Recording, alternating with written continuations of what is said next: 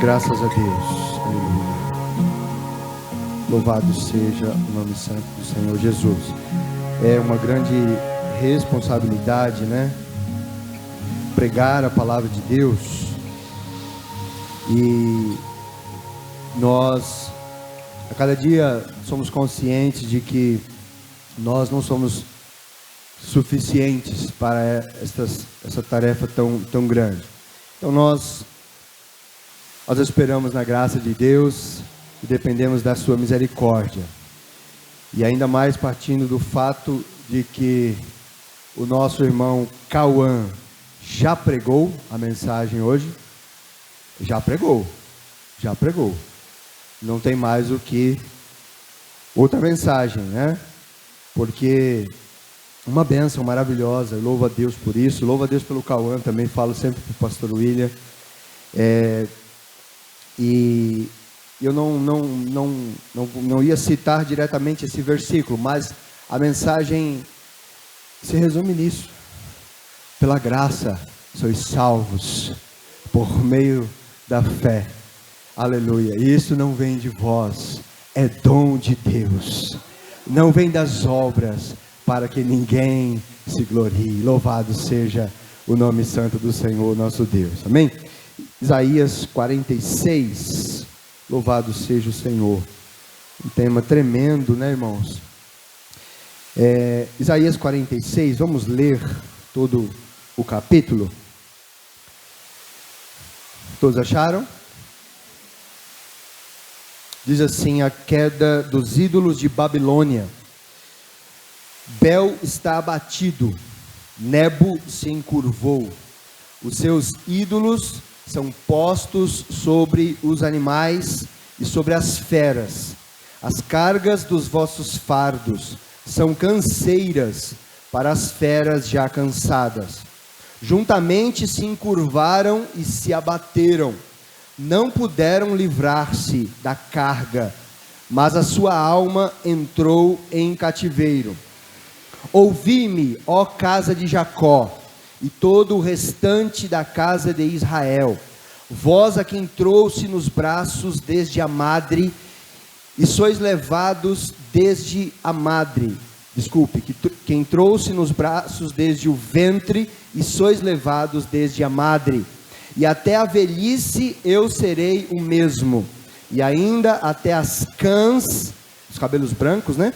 Eu vos carregarei, eu vos fiz, e eu vos levarei, e vos trarei, e vos livrarei. A quem me assemelhareis, e com quem me igualareis, e me comparareis, para que sejamos semelhantes? Gastam o ouro da bolsa, e pesam a prata nas balanças, assalariam o ourives, e ele faz um Deus, e diante dele se prostram e se inclinam. Sobre os ombros o tomam, o levam e o põem no seu lugar. Obrigado, amado. Ali fica em pé, do seu lugar não se move, e se alguém clama a ele, resposta nenhuma dá, nem livra alguém da sua tribulação. Lembrai-vos disto, e considerai, trazei-o à memória, ó prevaricadores, lembrai-vos das coisas passadas, desde a antiguidade, que eu sou Deus, e não há outro semelhante a mim, que anuncio o fim desde o princípio, e desde a antiguidade as coisas que ainda não sucederam, que digo, o meu conselho será firme, e farei toda a minha vontade, que chamo a ave de rapina desde o oriente, e de uma terra remota, o homem do meu conselho, porque assim o disse, e assim o farei vir, eu o formei, e também o farei. Ouvi-me, ó duros de coração, os que estais longe da justiça, faço chegar a minha justiça, e não estará ao longe, e a minha salvação não tardará, mas estabelecerei em Sião a salvação, e em Israel a minha glória. Louvado seja o Senhor Jesus por sua maravilhosa palavra. A profecia de Isaías, irmãos, ela é marcante. O seu nome significa o Senhor salva. E ele é o profeta mais citado no Novo Testamento. Ele fala de Jesus de uma maneira tão precisa. 750 anos antes da vinda do Senhor, ele fala de Jesus como se ele estivesse em Jerusalém nos dias de Jesus. Ele fala do Senhor como se ele estivesse descrevendo diante dele os fatos. Isaías 53, ele diz: não tinha aparecer nem formosura, olhando nós para ele, nenhuma beleza víamos, para que o desejássemos. Parece que Isaías está ao pé da cruz, descrevendo o semblante de dor de nosso Salvador. Então a profecia de Isaías, ela é marcante. Isaías pertencia à família real. Ele era sobrinho do rei Uzias, e ele era um homem muito capaz, muito cheio de instrução, era um homem erudito, era um homem extremamente estudado. E o seu livro é um livro bem grande, e ele é uma referência dos livros proféticos da Bíblia. Nós temos duas divisões dos livros proféticos: profetas maiores, profetas menores. E por que essa diferença?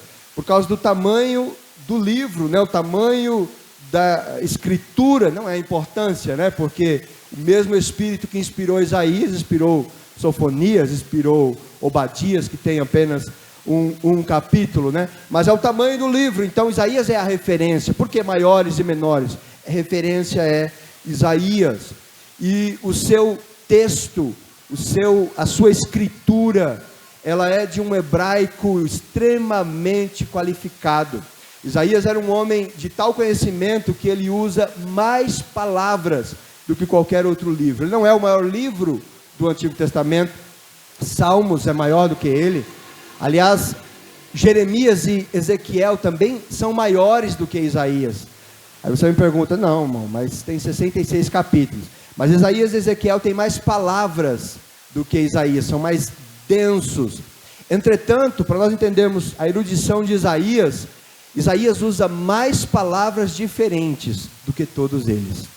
Ele usa mais palavras diferentes do que todo o livro de Salmos, por exemplo. Então, para nós entendermos o calibre de Isaías, quando Deus o chamou, e os irmãos sabem que isso é relatado no capítulo 6, na morte do rei Uzias, no ano em que morreu o rei Uzias. Isaías era sobrinho do rei Uzias, né? E ele então é chamado por Deus para ser esse grande profeta. A amplitude da profecia de Isaías é enorme. Ela trata do plano histórico, ela trata de um plano histórico que vai até a consumação. Ele abarca um período enorme de tempo. Aliás, ele cita a criação, ele cita vários eventos da história até a consumação. E ele faz uma coisa que é importante, que ele usa o cenário de Israel do seu tempo para profetizar as coisas que Deus estava fazendo, as coisas que Deus já havia feito, o chamado de Israel, o que ele estava tratando com Israel, aquilo que ele iria fazer com Israel, a vinda do Messias e a consumação dos séculos com uma nova terra e um novo céu. A partir daquele cenário, Isaías, ele traça o plano da história. Ele faz advertências de julgamento do pecado, mas ele faz também promessas de livramento para o seu povo. Louvado seja o Senhor nosso Deus. Ele proclama a consumação de todas as coisas, culminando na glória final do Senhor, na glória final e eterna daquele que se assenta no alto e sublime trono. Louvado seja o Senhor nosso Deus. Ele mostra que a história não está, aleluia, não está sem um comandante. ele mostra que a história, embora aos nossos olhos esteja um caos, o mundo está um caos indo de mal a pior, Isaías, ele mostra que Deus está no controle e as coisas estão combinando para o louvor e a glória do seu nome. Louvado seja Deus, naquele dia em que todo olho o verá, todo joelho se dobrará e toda língua confessará que Jesus é o Senhor, para a glória de Deus Pai. A história tem um condutor, tem um escritor, tem um consumador. Louvado seja o nome do Senhor nosso Deus, aleluia. Então o seu livro, e é bem importante você, quando vai ler a Bíblia, algumas Bíblias de estudo, ela tem um esboço no começo. Se você não tem o costume de ler aquele esboço, é claro que isso vai variar de uma Bíblia para outra, de um estudo para outro, algumas dão uma pisada de bola, mas ali para você entender algumas partes, né, do livro. E se nós formos traçar um rápido esboço de todo o livro de Isaías, do capítulo 1 até o 35, a gente vai ver várias profecias e repreensões, tanto para Israel, como para várias nações. Deus está mostrando que Ele não é Deus somente de Israel, Ele é o Deus de toda a terra. Ele não é somente Deus dos judeus, Ele é também dos gentios, e a sua salvação, aleluia, chegará aos quatro cantos da terra com a vinda do Salvador, aleluia. Lembra que nós estamos falando de um contexto antes de Jesus, né? Ele está proclamando isso, a vinda do Senhor. Do capítulo 36 ao 39, nós temos um interlúdio histórico, ou seja, um período narrativo em que ele vai narrar a história do rei Ezequias, né? Os irmãos lembram da história, o cerco de Jerusalém pelo rei Senaqueribe da Assíria. Deus dá um grande livramento para Israel, né? E depois disso Ezequias adoece, e o profeta Isaías é enviado lá para dizer que ele deveria arrumar a sua casa, porque ele iria morrer. Mas uma vez saído o profeta, ele vira para a parede, ora, clama ao Senhor, pede misericórdia, e o Senhor o ouve, e manda Isaías retornar, e dizer para ele, olha, eu tenho ouvido a sua oração, e então eu te dou mais 15 anos, e aí então tem esse período até o capítulo 39. Do capítulo 40 até o 66, até o final do livro, nós temos as profecias de salvação e esperança. Ele já está falando do Salvador no começo, mas nesse trecho, nessa parte, ele fala das realidades do reino de Deus, na era da graça, no período da graça e da graça do Messias, falando, como eu disse no começo, de uma forma tão detalhada, de uma forma tão presente, que parece que ele estava lá falando, né? Alguns estudiosos dividem Isaías como se fosse uma mini Bíblia, né? 66 livros, 66 capítulos, né? 66 capítulos de Isaías, sendo 66 livros, do capítulo 1 até o 39, são os 39 livros do Antigo Testamento, do capítulo 40 ao 66, são os 27 livros do Novo Testamento. Eu particularmente acho bastante interessante essa divisão, né? Mas isso para mostrar a maravilha que é a obra, né, escrita de Deus. Esta palavra que foi preservada por tantos séculos e chegou até as minhas mãos e as tuas mãos, um presente maravilhoso de Deus, aleluia. Os puritanos diziam, até o pó deste livro é ouro, louvado seja o Senhor. Valorize a sua Bíblia, querido, ela é a palavra de Deus, louvado. Não despreze, não seja incauto com a palavra de Deus, louvado seja o Senhor. Então Isaías mostra que Deus tem um plano perfeito, Ele é perfeito e Ele tem o seu plano perfeito. Ele criou todas as coisas, Ele criou o homem para a sua glória. Todas as coisas Ele criou para a sua glória. O homem pecou, o homem desobedeceu, se desviou dele, caiu, se afastando da sua presença, mas Deus em sua misericórdia providenciou salvação, aleluia, resgate para o homem caído, uma vez que este não tinha nenhuma condição, aleluia, de se reerguer, de se restaurar. O homem caído em delitos e pecados está morto, como o texto de Efésios 2, que foi lido pelo nosso irmão Cauã, né? Então Deus providencia salvação, e esta é, irmãos, a grande diferença entre o cristianismo bíblico, o cristianismo verdadeiro e todas as religiões que o homem criou, né? Essa é a grande diferença, porque em todas as religiões inspiradas pelo homem, pelo mundo, pelo diabo, o homem está indo até Deus, o homem está procurando através de boas obras, esforços, sabedoria, conhecimento, chegar a Deus. Mas o cristianismo verdadeiro e bíblico diz que é o contrário, é Deus que vem até o homem, aleluia, e o resgata com a sua mão poderosa. Bendito seja o nome de nosso Deus, através do seu Filho bendito, aleluia, que veio, que deixou a sua glória para morrer na cruz do Calvário, pelo meu e pelo seu pecado, porque Deus amou o mundo de tal maneira que deu seu Filho unigênito, para que todo aquele que nele crê não pereça, mas tenha a vida eterna. Louvado seja o Senhor. Então esta salvação começa em Deus, e esta salvação é operada por Deus, e esta salvação termina em Deus. Essa salvação culmina na glória eterna e bendita do nosso Deus. Ela começa em Deus, ela é operada por Deus, e ela é consumada, é terminada em Deus. Louvado seja o Senhor nosso Deus.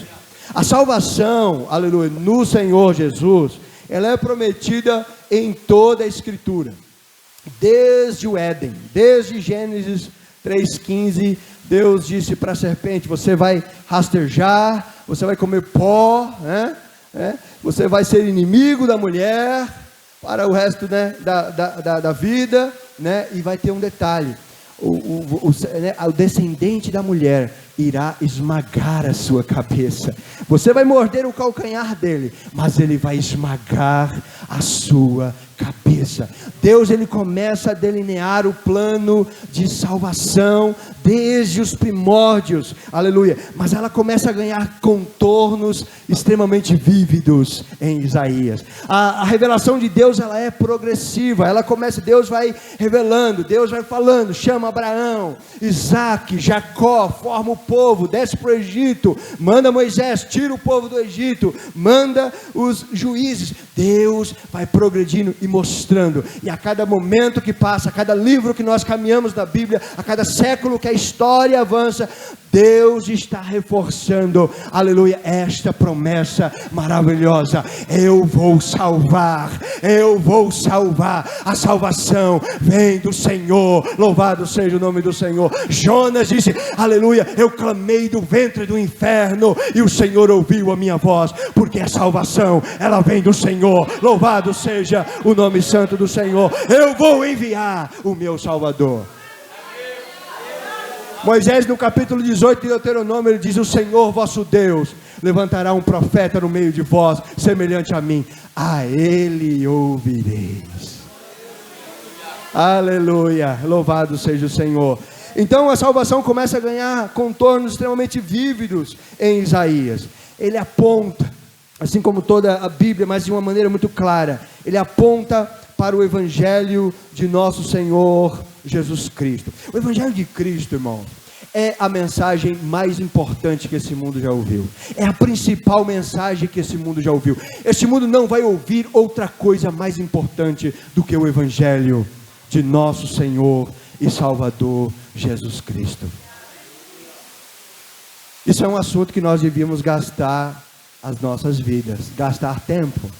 Às vezes nós nos preocupamos com tantos assuntos, o que vai acontecer no futuro, se vai vir, se não vai vir, se vai ter milênio, se não vai ter, se vai ter arrebatamento, se não vai ter, o que vai ser o sinal da besta. A gente se preocupa com tanta coisa, mas quando isso acontecer, nós já vamos saber o que é isso. E se nós estivermos em Cristo, nós estamos salvos. Se nós estivermos no Salvador, nós estamos livres da ira. Louvado seja o Senhor. Mas o Evangelho de Cristo, aleluia, o pastor Paul Washer disse que nós vamos passar eternidades de eternidades na glória. E ainda não começaremos a entender a plenitude desta mensagem gloriosa, desta mensagem maravilhosa, que Deus em seu Filho, aleluia, redimiu os pecadores. Bendito seja o nome santo do Senhor, aleluia. E esta mensagem, o Evangelho chama a atenção até dos anjos. Até os anjos ficam, param para prestar atenção nisso. Quer ver? Abra lá em 1 Pedro, capítulo 1, por favor. Nós daqui a pouco chegaremos no nosso capítulo de Isaías. 1 Pedro 1, do versículo 10 ao 12, por favor. Louvado seja o Senhor nosso Deus. Aleluia. Acharam? 1 Pedro 1, 10 ao 12. O apóstolo Pedro está falando aos cristãos, aos irmãos, sobre a salvação em Cristo. E aí ele diz no versículo 10, 1 Pedro capítulo 1, 10: da qual salvação inquiriram e trataram diligentemente os profetas, que profetizaram da graça que vos foi dada. Dentre esses profetas está Isaías, né? Indagando que tempo ou que ocasião de tempo o Espírito de Cristo que estava neles indicava, anteriormente testificando os sofrimentos que a Cristo haviam de vir e a glória que se lhes havia de seguir. Versículo 12: aos quais foi revelado que, aos profetas, né? Aos quais foi revelado que não para si mesmos. Não é para você ainda, Isaías. Não é para você ainda, Daniel. Calma, Ezequiel. Espera um pouco, Jeremias. Ainda não. Não é para vocês ainda. Mas para nós, Pedro disse, para nós eles ministravam estas coisas que agora vos foram anunciadas por aqueles que pelo Espírito Santo enviado do céu, aqueles que pelo Espírito Santo enviado do céu, quem são? Os apóstolos, né? O Espírito Santo que desceu em Atos 2. Vos pregaram o Evangelho, para as quais coisas os anjos desejam bem atentar. Louvado seja o Senhor nosso Deus. Isso é objeto de perplexidade, de se maravilhar, de se espantar, de se deliciar, aleluia, por parte dos santos que são lavados e remidos pelo sangue do Cordeiro, aleluia. Mas também é objeto de louvor a Deus, de glorificação ao Senhor, até por parte dos anjos de Deus, aleluia. Sabe aquela coisa que acontece em casa, ou em algum lugar que tem as crianças, e aí vem aquele monte de criança correndo para ver o que aconteceu.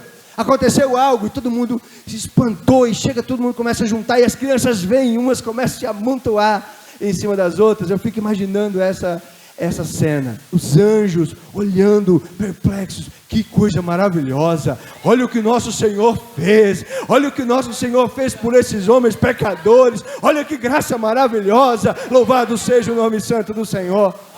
Alguns estudiosos dizem que o Salmo 24, ele refere-se ao momento em que Cristo, depois de ser glorificado, depois de ser assunto aos céus, né? Depois de ressuscitar, ele retorna para o céu, e ele chega então diante dos portais eternos, e o salmista diz, aleluia: levantai as vossas cabeças, ó portais eternos, para que entre o Rei da Glória. Eu fico imaginando os anjos, aleluia, ele está chegando, aleluia, atenção, ele está vindo. Levantai, ó portas eternas, as vossas cabeças, levantai, aleluia, para que entre o Rei da Glória. Quem é este Rei da Glória? O Senhor poderoso, ele é o Rei da Glória. Louvado seja o nome santo do Senhor nosso Deus, aleluia. Então o Evangelho é a coisa mais importante, querido, que tem que consumir a minha e a sua vida. Ela é a mensagem, aleluia,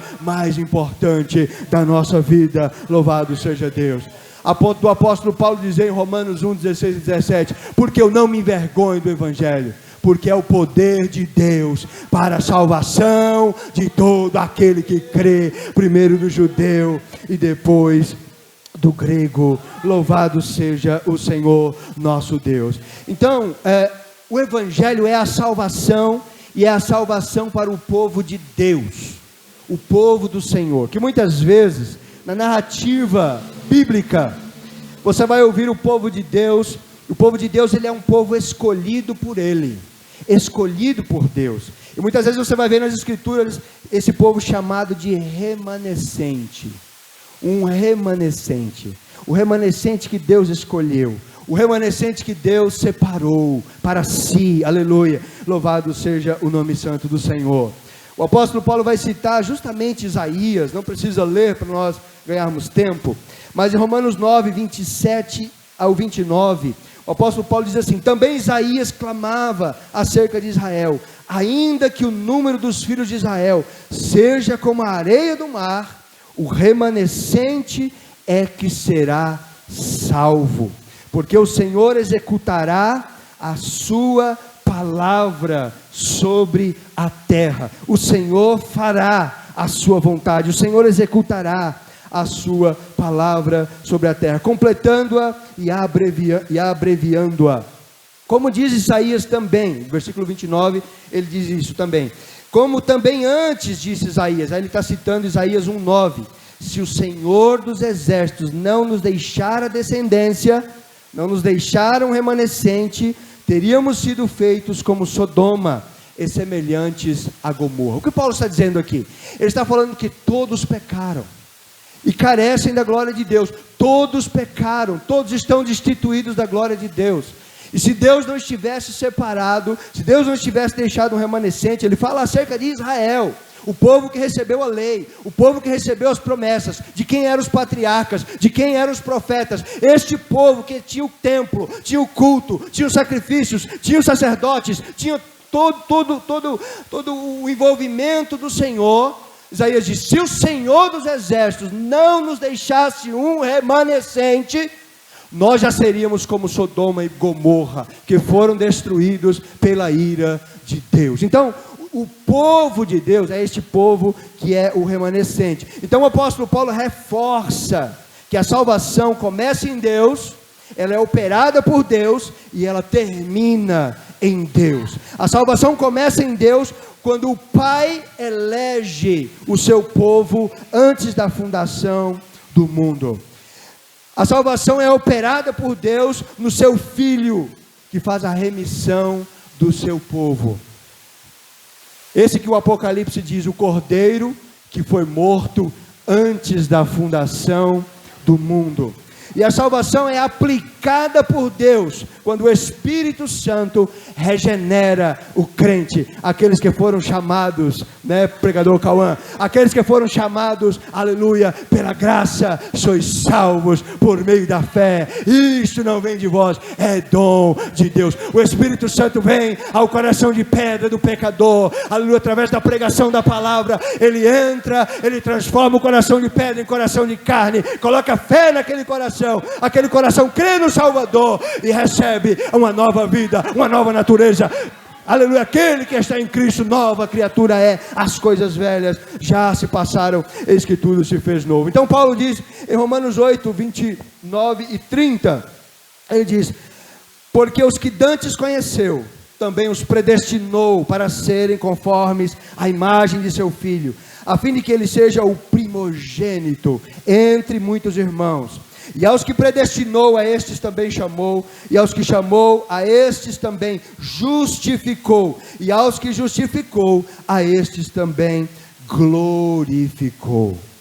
Aquele que está no controle de todas as coisas, aquele que é Senhor absoluto de todas as coisas, aleluia, é quem chama e chama eficazmente. Louvado seja o nome santo do Senhor. Um rápido parênteses aqui, eu sei que o nosso tempo é bem curto, mas um rápido parênteses aqui, porque às vezes quando nós nos deparamos com essa doutrina, nós dizemos assim: então quer dizer que aquele que não foi predestinado por Deus, que não foi eleito por Deus antes da fundação do mundo, ele não será salvo?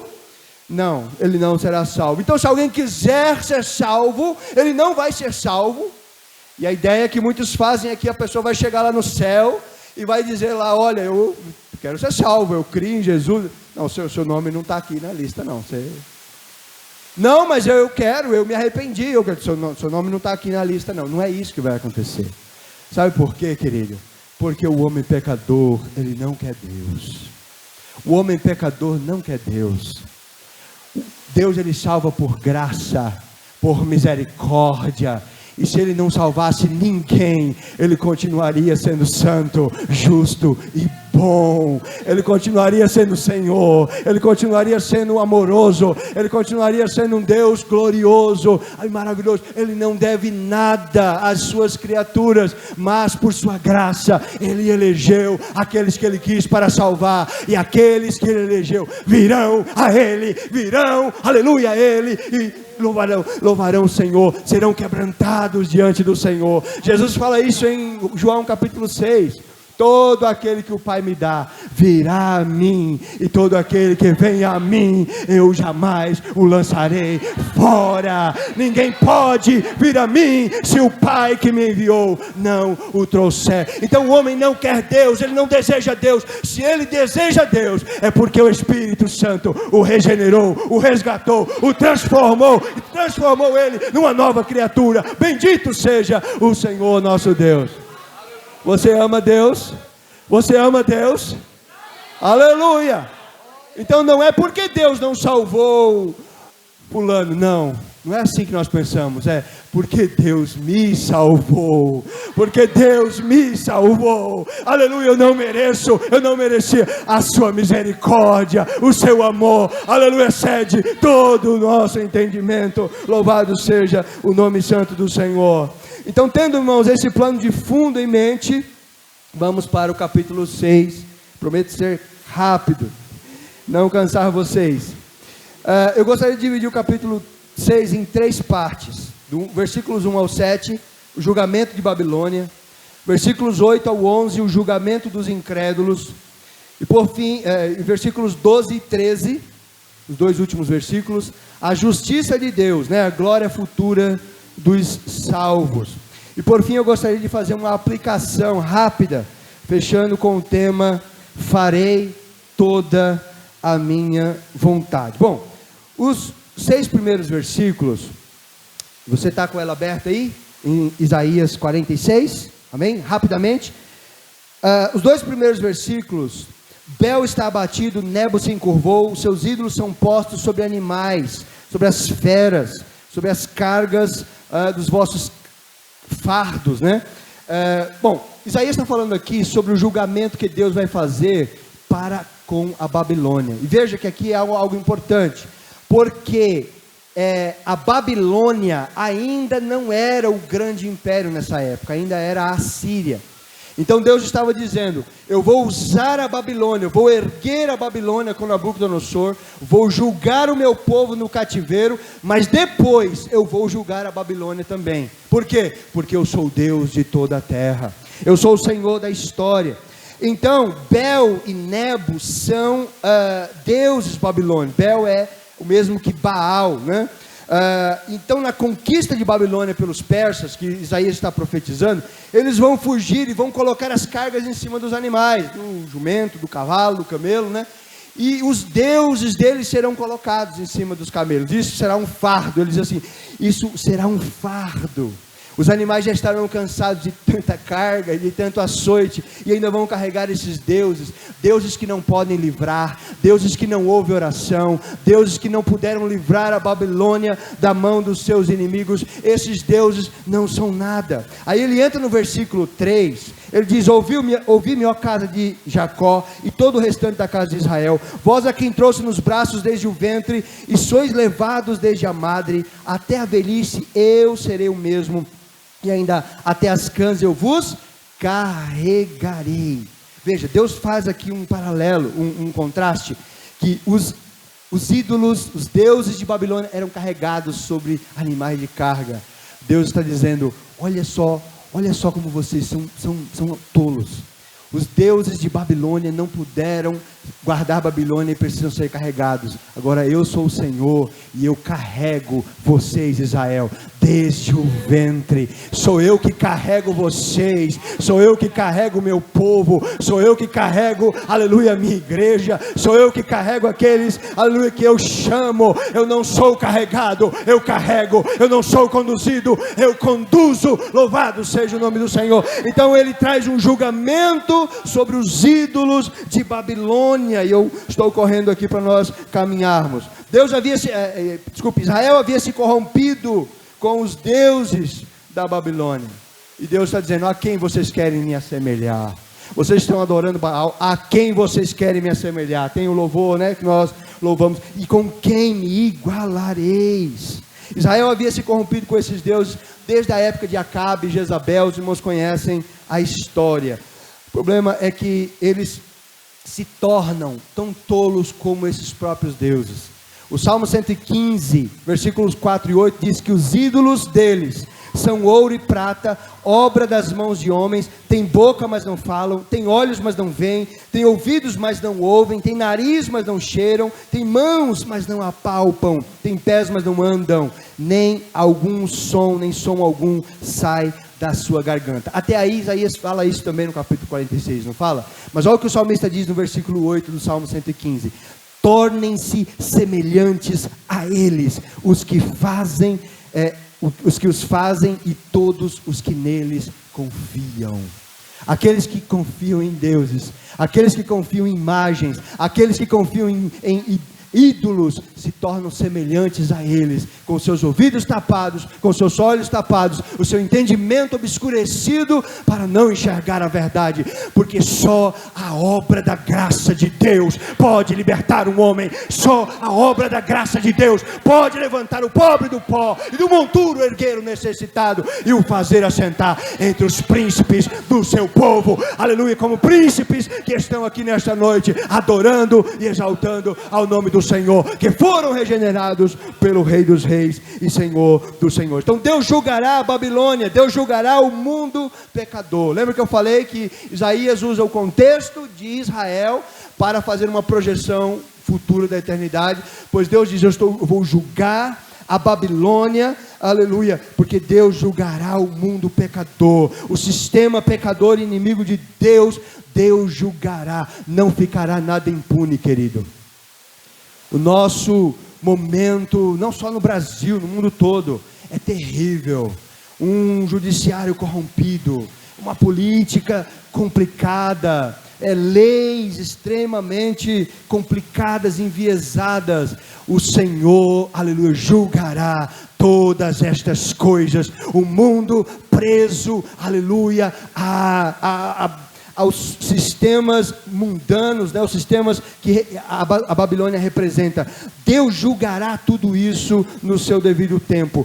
Esse é o seu plano, e Ele fará toda a sua vontade.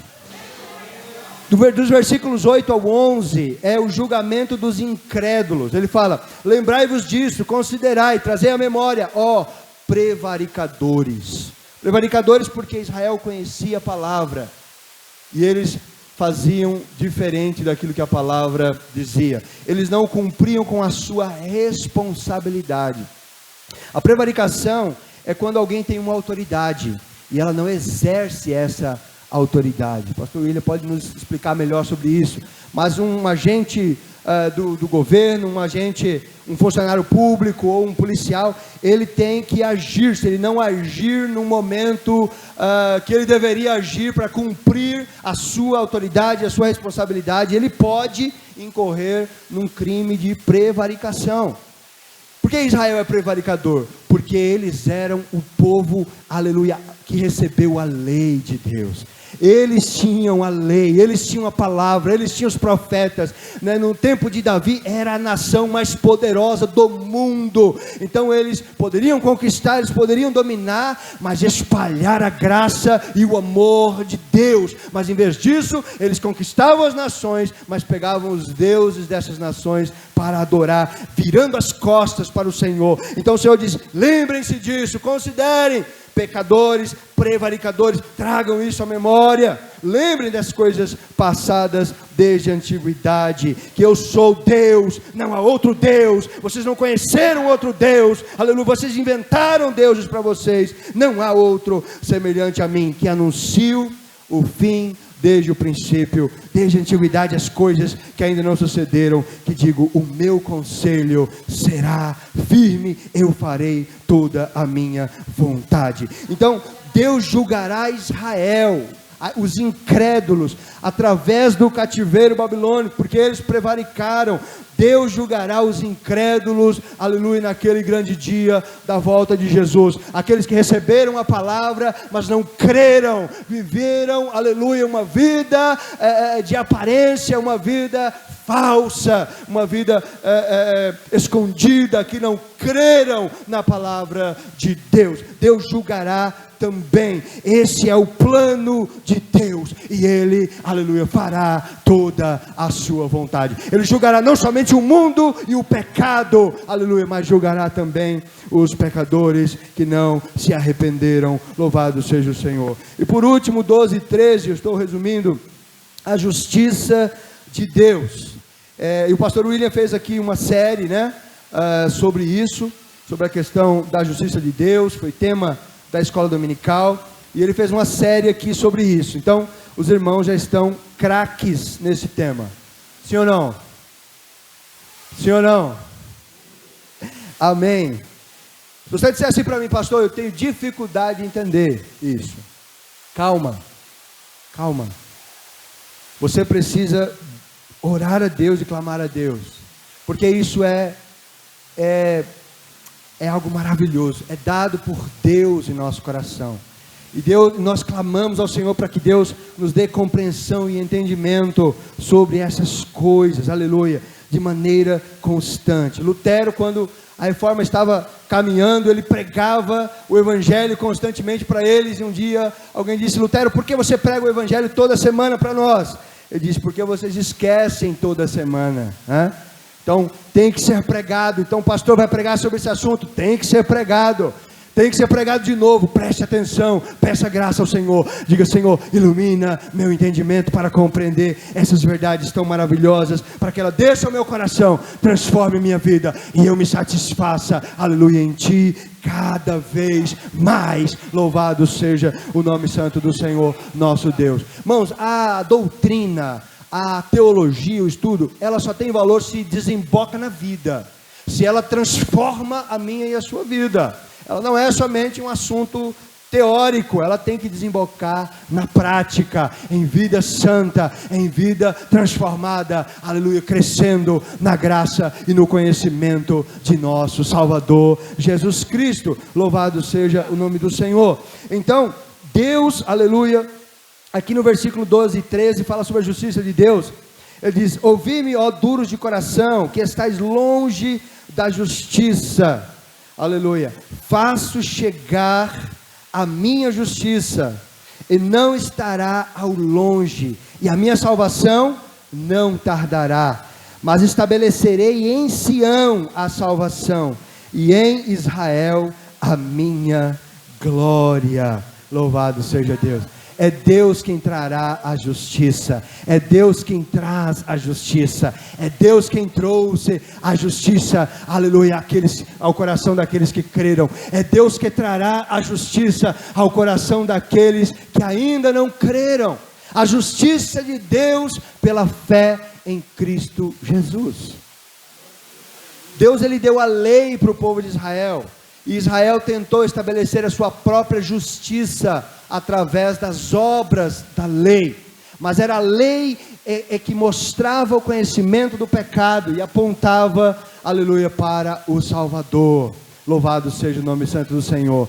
De modo que ela servia de aio, de tutor para nos conduzir a Cristo e à fé. E uma vez que nós estamos em Cristo, já não estamos mais debaixo da lei, porque estamos, aleluia, na justiça de Cristo Jesus. Louvado seja o nome santo do Senhor. O apóstolo Paulo diz em Romanos 3, versículo 21 ao 26, diz assim: mas agora se manifestou a lei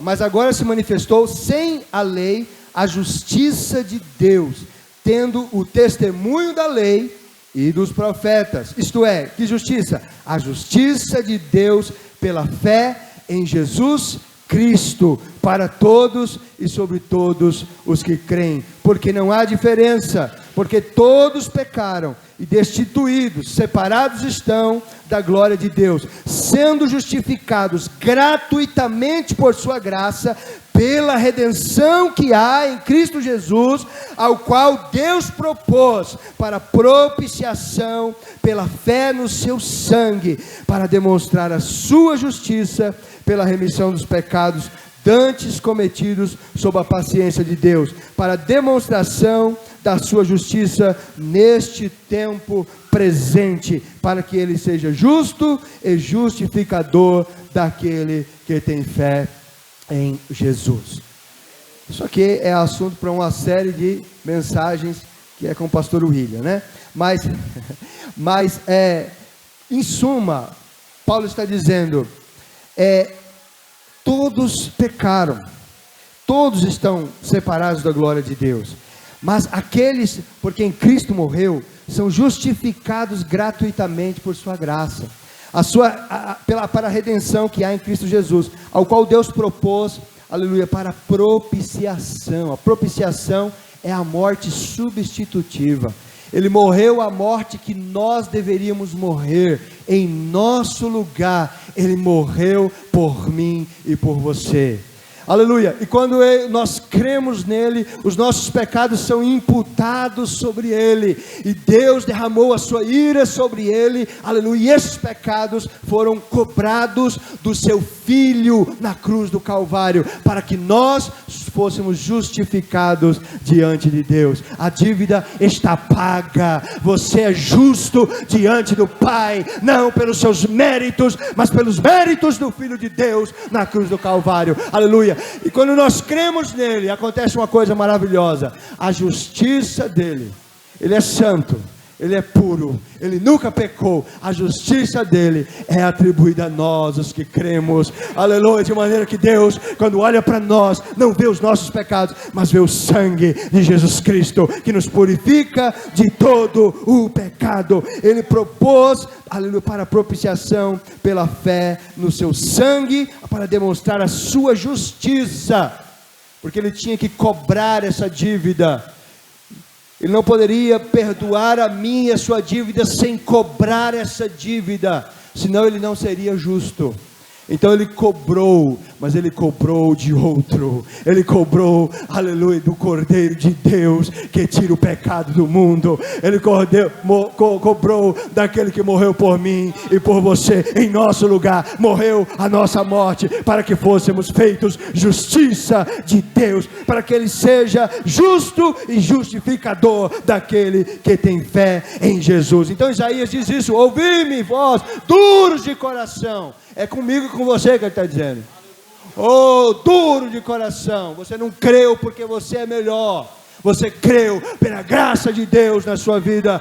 Duros de coração, que estáis longe da justiça, faço chegar a minha justiça, bendito seja o Senhor, e não está longe, e a minha salvação não tardará, mas estabelecerei em Sião a salvação e em Israel a minha glória. Ele está usando o contexto de Israel para projetar para o futuro a igreja de Deus, a Sião de Deus, a Jerusalém de Deus, o Israel de Deus, aleluia, justificado no sangue de Jesus Cristo, nosso amado Salvador. Então Deus julgará a Babilônia, Deus julgará os incrédulos, e Deus julgará o pecado na carne de Cristo, aleluia, para que aqueles que creem nele sejam justificados pela fé. Louvado seja o nome santo do Senhor. Justificados por Deus, justificados diante de Deus e justificados para Deus, aleluia, louvado seja o nome santo do Senhor. Este é o plano de Deus, esta é a vontade de Deus,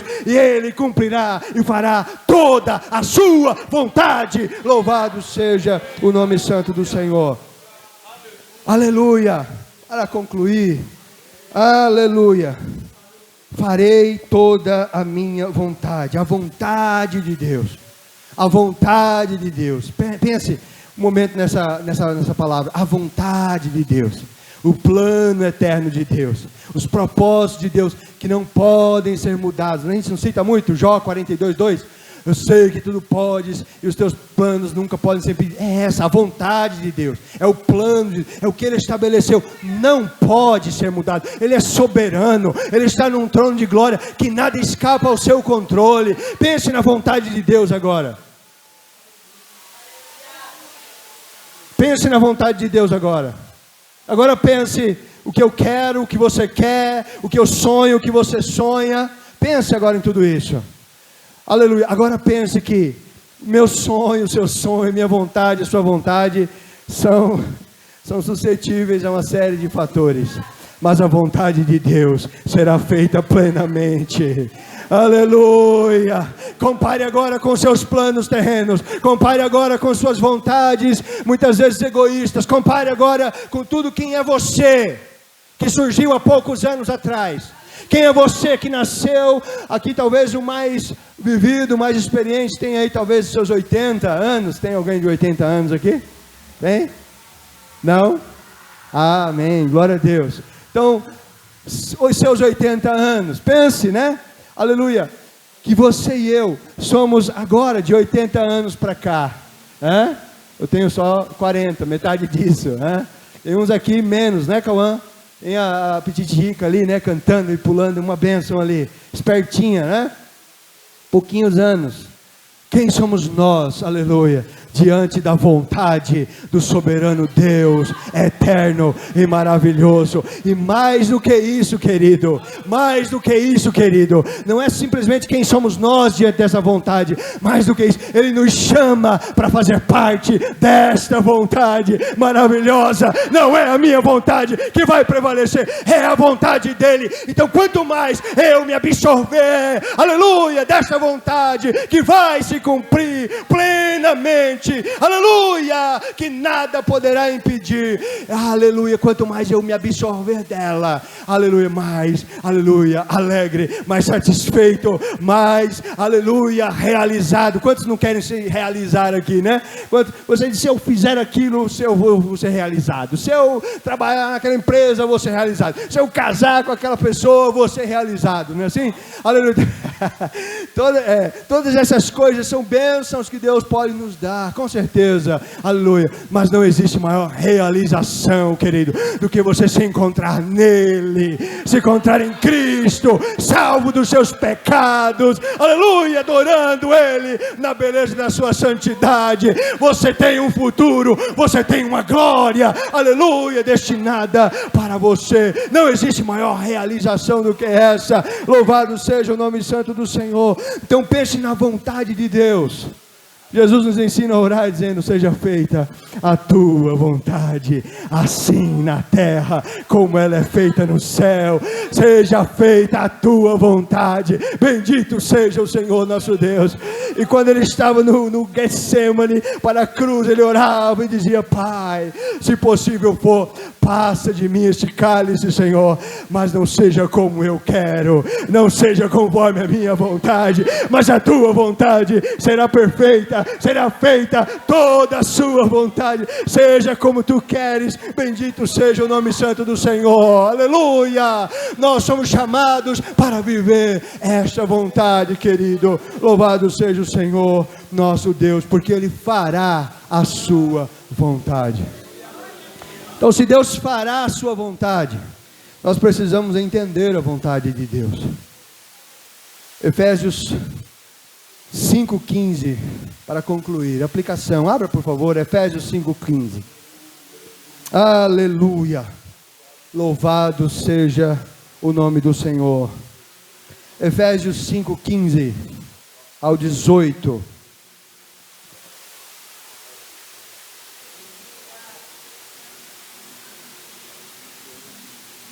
amém? Todos acharam? Portanto, vede prudentemente como andais, não como nécios, mas como sábios, remindo o tempo, porquanto os dias são maus. Pelo que não sejais insensatos, mas o que? Entendei qual seja a vontade do Senhor.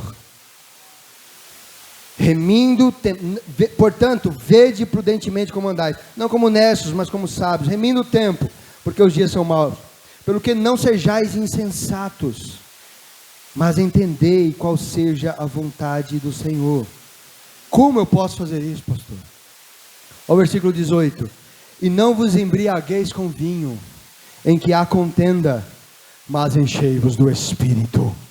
Enchei-vos do Espírito para entender a vontade de Deus. Enchei-vos do Espírito para entender a vontade do Senhor. Aleluia, louvado seja o Senhor nosso Deus. Vede prudentemente como andais, entendam se esta vontade é eterna, se é proclamada e decretada desde a eternidade, se Ele fará toda a sua vontade. Entenda qual é a vontade do Senhor, porque você foi chamado para ela, você foi chamado para viver esta vontade. Entenda qual é a vontade de Deus. E quem pode te dizer isso?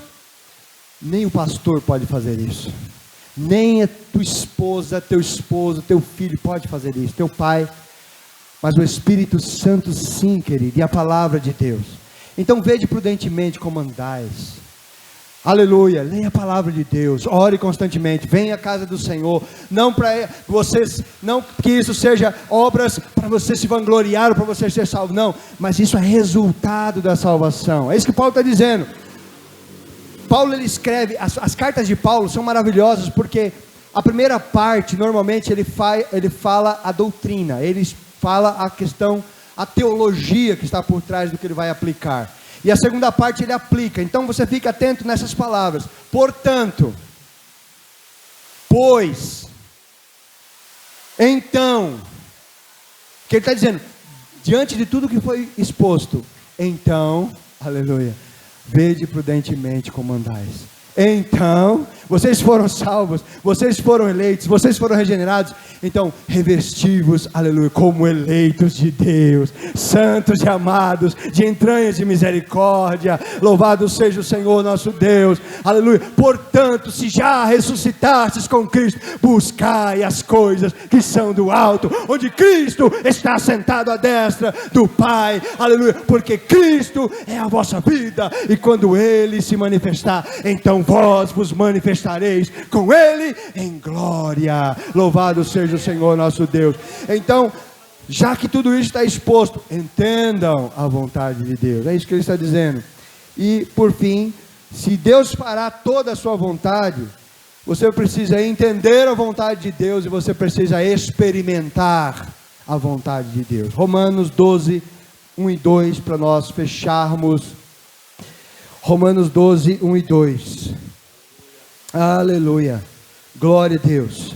Louvado seja o Senhor nosso Deus. Então, Romanos do capítulo 1 até o capítulo 11 é doutrina, é instrução, é teologia, é revelação, aleluia, da graça de Deus, do plano de Deus. A partir do versículo 2 ele começa a aplicar a prática à vida cristã.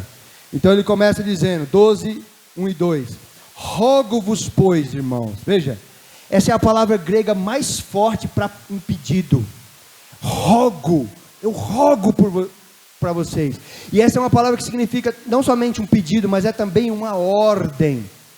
Sabe aquele patrão que diz o seguinte, você pode fazer isso aqui para mim, por favor? Ele está fazendo um pedido, não está? Mas é uma ordem. É uma ordem, ele está sendo gentil. Paulo está fazendo a mesma coisa. Rogo-vos, pois, irmãos, é como a gente diz aqui, em nome de Jesus, pela compaixão de Deus, rogo-vos, pois, ou seja, diante de tudo que foi dito até o capítulo 11, rogo-vos, pois, pela compaixão de Deus, que apresenteis os vossos corpos em sacrifício vivo, santo e agradável a Deus, que é o vosso culto racional. E não vos amoldeis, não vos conformeis com este mundo, mas transformai-vos pela renovação do vosso entendimento, para que experimenteis qual seja a boa, agradável e perfeita vontade de Deus. Então você precisa conhecer e você precisa experimentar a vontade de Deus, que será feita plenamente, aleluia, por Deus. Como isso é possível? Porque nós éramos pecadores, mas um dia Deus nos chamou. Um dia Deus nos regenerou e nos fez novas criaturas. Agora, aleluia, nenhuma condenação há para os que estão em Cristo Jesus. Porque a lei do Espírito de vida em Cristo Jesus me livrou da lei do pecado e da morte. Quando eu estava lá, eu não tinha escolha, eu não poderia deixar de pecar. Mas agora eu posso. Agora eu posso pecar também. Mas eu posso não pecar, porque Deus me deu uma nova natureza. Isso é assunto para outro trabalho. Mas, para acabar, Agostinho, que foi um dos pais da igreja, ele dizia o seguinte: Adão podia não pecar, porque ele não tinha pecado, né? Mas ele pecou. Mas ele podia não pecar. Depois que Adão pecou, eu não posso mais não pecar. Agora o homem está caído. Mas uma vez que Cristo morreu por mim, me chamou com uma santa vocação, agora eu posso não pecar. E naquele dia que eu for glorificado, que eu for redimido pelo Senhor, eu não poderei mais pecar. Louvado seja o Senhor, nosso Deus. Nós estamos nesse terceiro estágio. Você pode não pecar. Aleluia. O pecado está batendo, mas você diz para ele que não. E esse mesmo Agostinho diz que um dia ele estava andando na rua e uma mulher, ele era muito devasso antes de se converter. E uma mulher veio gritando atrás dele, uma das suas amantes: Agostinho, Agostinho, sou eu. E ele andando: Agostinho, sou eu. E ele apertou o passo: Agostinho, sou eu. Ele olhou e disse: mas não sou eu. E continuou andando. Aquele Agostinho que você conheceu morreu, aleluia. Aleluia, velha natureza, ela tem que ser mortificada todos os dias. Agora, portanto, rogo-vos, irmãos, pela compaixão de Deus, que apresenteis os vossos corpos em sacrifício vivo, santo e agradável a Deus, que é o vosso culto racional. E não vos conformeis com este mundo, mas transformai-vos pela renovação do vosso entendimento, para que experimenteis qual seja a boa, agradável e perfeita vontade de Deus. Deus te chamou para experimentar a sua vontade, e Ele fará isso, aleluia, nos seus eleitos, Ele fará isso, você irá experimentar. Então, aleluia, exalte e glorifique ao Senhor na sua vida, em nome de Jesus. Deus abençoe os irmãos, em nome de Jesus.